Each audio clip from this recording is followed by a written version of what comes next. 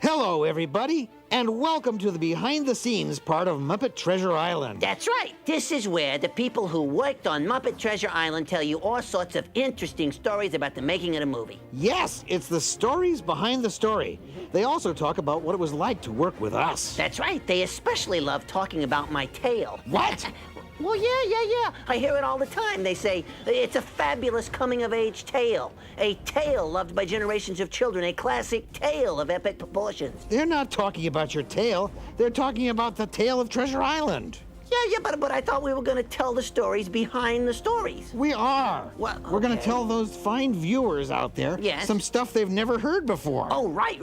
And some stuff, folks, that you may already know. Like, for instance, for starters, Treasure Island, the book, was written by Robert Louis Stevenson, that guy. Who would have been very happy to know we were going to film his little story. You mean his little tail? He didn't have a tail. He's a person. Oh. Dead men tell no tales. Okay, he was a person. Yes, but Muppet Treasure Island, the movie, well, that started with a director by the name of Brian Henson. The captain approaches. Careful, guys. I'm going to speak. Careful, the director is going to speak. Hoity-toy. Oh. I started directing when I was about 23. So I was probably 30 when I made Muppet Treasure Island. Mr. Arrow, this voyage has begun. We toyed with a lot of ideas before deciding on Treasure Island. We knew we wanted to make another classic, like Christmas Carol was a classic Christmas story, and a story that people knew. We're on our way and off to see the world. On the way and off to see the world.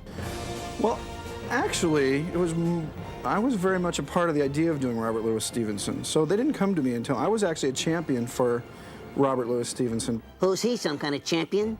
No, he's one of the writers. What? I thought Robert Louis Stevenson wrote it all by himself. No, he wrote the book by himself. The three other guys wrote the movie. Jerry Juhl, Kirk, Thatcher, and Jim Hart. Don't you read the opening credits? Well, I don't go to the movies to read. I go to the bathroom for that. And I said, God, let's do a rollicking movie with pirates and action and adventure. And what I loved about pirate films, or I've always loved them, is you get all the very disparate characters. And I thought, that's good for Muppets. Okay, I give Uncle, I'm dead. Writing for a Muppet movie, you're trying to think, God, we've got, 5 major characters and 12 supporting characters, and they all have to have, fun roles. Who hired this crew? This is undoubtedly the seediest bunch of cutthroats, villains, and scoundrels I have ever seen, so who hired them? Well, yeah, it took a while to go from the original idea of the script of Muppet Treasure Island to the finished draft, to actually shooting the thing. And Brian, as I recall, said he wasn't going to cut his hair until we were done. The truth is, the script was taking so long that I actually said to everybody in the company, I said, I'm not cutting this hair until we finish this script. And then it was down my back. I just thought he was too cheap to go to the barber. I just thought he was a long-haired hippie. It wasn't really much of a incentive for me, because I thought he looked good in long hair. Look at this! I'm taller. This is so cool. I may even have a future with the NBA. The writing is sort of everything. If it's there in the script, you can make a great movie into a good movie, but you can't actually make a great movie into a bad movie if it was a great script. Likewise, if you have a bad script, you might be able to make a good movie, but you'll never make a great movie. What did he say? I think he said they wrote a great script. Oh, well, with 3 writers, you'd think so. It only took 1 to write the book. I wrote the movie with Jerry Juhl, who was the first person that Jim Henson hired, 30 years earlier. Aye! Beware the one-legged man. He's the one to fear. I go back forever. So he'd been writing for the Muppets, most of his adult life. And it was a great experience because he knew all the characters really well. Yeah, Jerry knows things about us that even we don't know. Like what? I forgot. Kirk would come rolling in about 9:30 or so and lie down on the couch, and I'd sit at the computer, and we would start talking about everything we had seen on television for a while, and then we would talk about as many other things as we could until we were finally faced with the horrible reality that we were going to have to try to attack the next scene. Next! All right, folks, have your checks made out to Rat Tours Limited. Remember, we put the rat in pirate. The way we work in the script is you kind of write the story version of it first before you go into dialogue. And so we worked on it for, maybe a year, 9 months to a year, going through different versions. And then Jim Hart came on right before production, possibly. you know, when it was a Go picture. And he's written movies like Dracula, the Coppola's Dracula, and he did a Frankenstein film with Robert De Niro. I'm bad. And they're bad too, they're just stupid. In the beginning of Muppet creation. Hey, wait a second. He's talking about where Muppets come from. People don't want to know that. Yes, they do. Where did you come from? I came from the sewer. You're right. People don't want to know that. Initially, we had actually written Treasure Island with Gonzo and Rizzo as Jim and Hawkins. And we weren't going to actually have a Jim Hawkins in the movie. We were going to have Jim and Hawkins would be Rizzo, and Jim would be Gonzo. And we had a very, very funny script. We were going to be the leads. What happened? Maybe they heard where you came from. It never really worked because ultimately, Treasure Island is a story about a boy becoming a man. Kind of hard to do that with a rat and a whatever. so we brought Jim Hawkins back in, and Kevin Bishop. We had a great actor to play Jim Hawkins. It just feels so weird. You mean that Mr. Arrow's dead? Yeah, that. Yeah. And my pants are filled with starfish. You and your hobbies. Rizzo! Jim, we've missed you. Climb in. And kept Gonzo and Rizzo as his sidekicks. Sidekicks? Sidekick? Oh, we get no respect. But we don't deserve any. What? Besides, Kevin was a good actor. Yeah, that's true. He was great. Especially to us sidekicks. Well, with the Muppets, the whole film, on screen and off screen, is just so funny. I mean, you can't really be serious when, I mean, it's hard. You have to say, right, let's get down to work, and we have to sort of kick ourselves to make ourselves, you know, stop playing. We love to play, and the Muppeteers love to play too. You play? What do you mean you play? I'm an actor. What? I'm an actor. You're not a real pirate? No, what are you, crazy? Not a real pirate. But who has the map now? Huh? Some black-hearted, squid-sucking buccaneer? Whew, talk about typecasting. The guy who played Billy Bones' name is Billy. Yeah, well, somebody should tell him to drop that phony accent already. I hold the map to Treasure Island, and I die very early in the script. I die on page 13. I had jokes die on almost every page. So that's what that smell was. I have 2 scenes with Gonzo, and it's like going to heaven for me. It's nae joking matter, hose nose. The one-legged man brings death. Doing a scene with Gonzo, I have to hold his nose and talk to him, and it's very, very difficult because when you hold Gonzo, when you hold Gonzo's nose, his expression goes like, and it's extremely difficult. His eyebrows go up and his eyes go. And it's awfully difficult to talk to him without cracking up. That's not a phony accent. He really is a Scot. I thought you said he was really a Billy. The best thing about directing a Muppet movie is that the crew gets very, very excited because it's completely different for them. And I think what people going into working on a Muppet movie think is they think it's going to be easier but fun. And then when they come onto a Muppet movie, what they find is it's actually enormously more difficult than 9 out of 10 films, because every single shot's actually a special effect. Every shot is an illusion to try and create the illusion of a reality. What'd he say? Basically, he said that our reality is just an illusion created by special effects. No wonder I'm broke. I can't afford myself. Ah, there she is, the Hispaniola.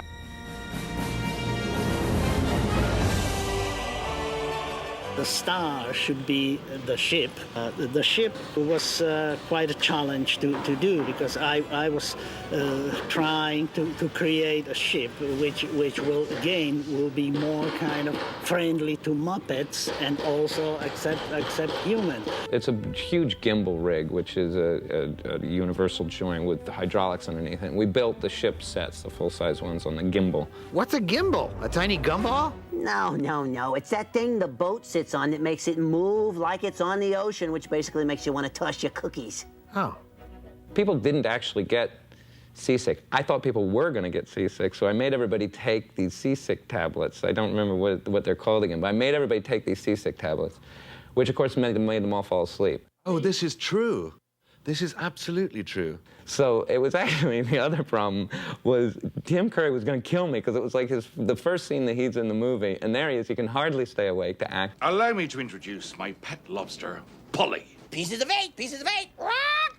Raised him from a fingerling, I did. As fine a crustacean as a man could ask for.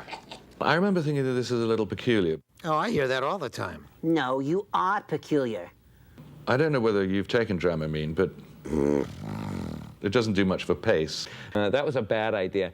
In the end, it has a very realistic movement, but truthfully, you're not rolling with the water, so it doesn't actually make you seasick. Shots of the ship out on the ocean are all composites. We actually made a 12-foot ship, which is being composited on shots of the real ocean down in the Caribbean. And yeah, we sent Tom Smith, our visual effects producer on the movie, we sent him down with a little crew, and they got to shoot sunsets and sunrises off of a yacht, and we all got to sit in England and be jealous of them. Wait a minute, people got to go to the Caribbean in a yacht and watch the sunset? Yeah, they never got to ride the gimbal and get fake seasickness. Poor saps. Now untie me! And let's go find the treasure! Tim's very like a Muppet performer. He likes to be big, and he likes to be broad, and he likes to try and upstage to win. Upstage, lads! This is my only number. Now take Sir Francis Drake. The Spanish all despise him, but to the British he's a hero, and they idolize him. Well, I'll tell you, if you're competing with the Muppets, you better be pretty big. What's he talking about? Who can compete with these little furry creatures? Maybe he's referring to your nose. Everybody says, how does a Muppet performer get to be a star performer? And the truth is, it's a competition. We are not respectful of each other at all. Like, most actors are very respectful. Okay, they're front and center, and now we look at them. Muppets completely different. If you can upstage and get the front stage, if you can get the attention, you win. Aren't you giving Rizzo a little more frame than me? No, give me a little more. Tim's the same kind of performer. And I think probably everybody feels like that, because, you know, the Muppets have carte blanche. You know, like kids, they can say what's on their mind.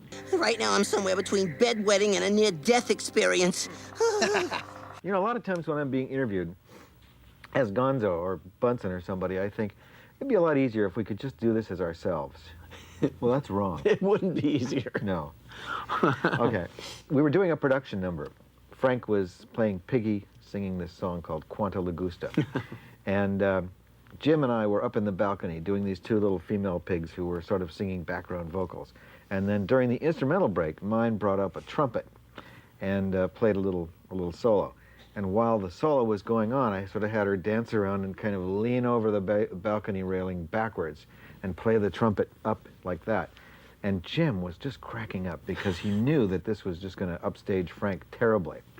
And that's an example of the kind of silliness that we got up to. Yeah, it was encouraged too. We had the backstage area on the Muppet Show, and I came in about the middle of the third season. I, was doing all these background things, and Jim would just say, grab a puppet and get up there and do whatever you want to do, And we would do all these ridiculous things up there. Yes. I mean, the point was, and he knew we were doing it. It was intentional. He wanted us to get up there and try to do puppets, and do these. I'm not saying anything anymore.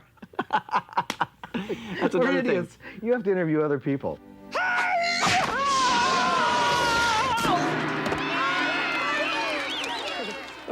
Old girlfriend. I like to challenge or upstage Frank Oz, who does Miss Piggy, probably the most. Get away, you stupid anteater! You spoiled my entrance!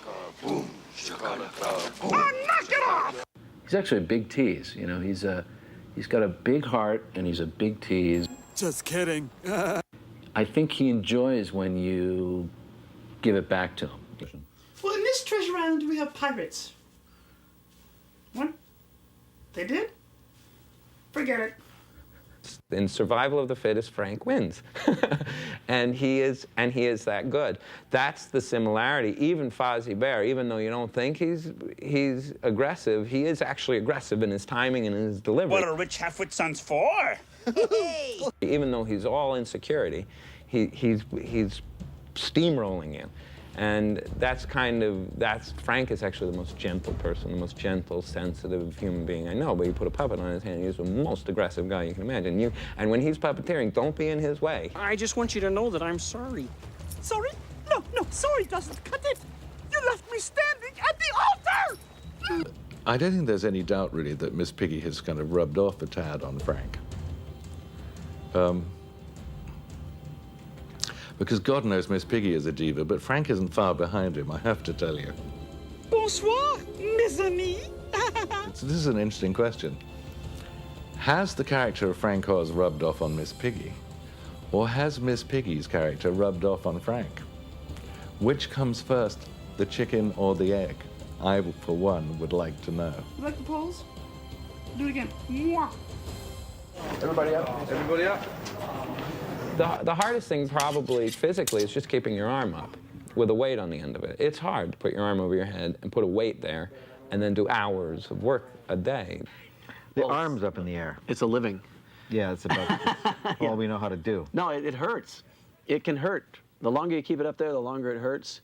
Then you're trying to hold the script in your head and watch a monitor, because that's the only way you can see what the character's doing. It's not like acting where you just feel the part. And the worst thing is having to hold absolutely rock steady, like we were working here. I mean, I'm holding this thing that doesn't weigh 4 ounces, you know, but I'm doing it like this, and my arm's a little bit twisted backwards. It's just a little bit hyperextended here, and it's absolutely steady.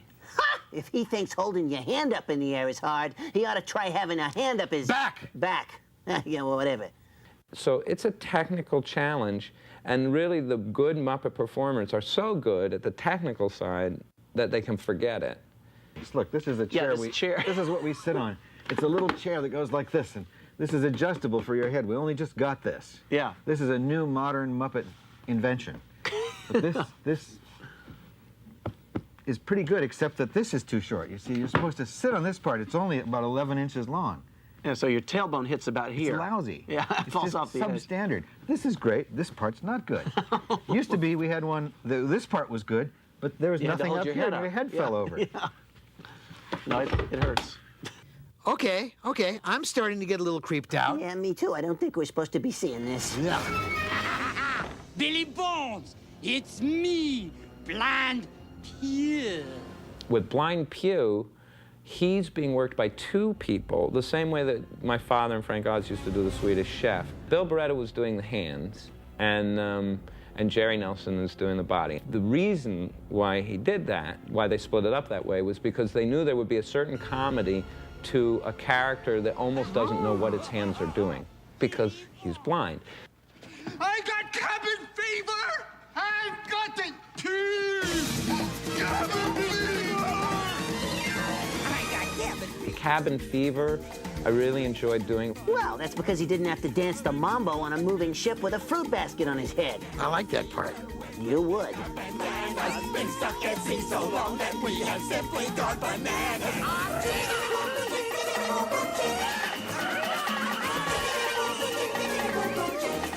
In the middle of the movie, there's something as a writer for films.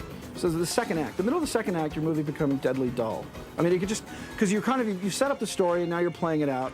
And so in the middle of this movie, they're on this ocean voyage and they can't get to the island immediately. There's got to be some tension in getting there.